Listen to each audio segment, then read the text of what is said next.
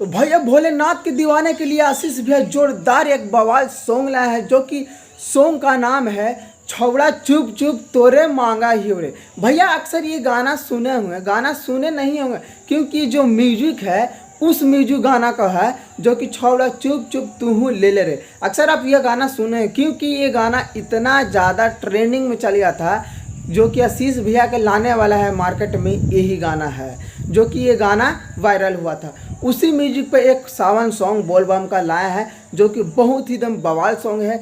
आप ये गाना जरूर सुनिएगा। इस चैनल से चगा आशीष यादव इंटरटेनमेंट से। आप इस गाना सुनने के बाद बोलिए क्या गाना में दम है कि नहीं है, क्योंकि मघी के किंग अभी मानते हैं तो आशीष यादव की मानते हैं, और ऐसा ऐसा सॉन्ग भी लाते हैं कि दम दिल छू लेते हैं। अभी सब सॉन्ग निकाल रहे हैं साइड सॉन्ग बोल बम, मगर उनको नहीं आ रहा, मतलब नहीं चल रहा मार्केट में। मगर जो आशीष भैया का जो चल रहा है ना, एकदम दिल छू ले रहा है। तो आप जाके ये वाला गाना जरूर सुनिएगा। सुनने के बाद बोलिए क्या बढ़िया लगा कि नहीं लगा।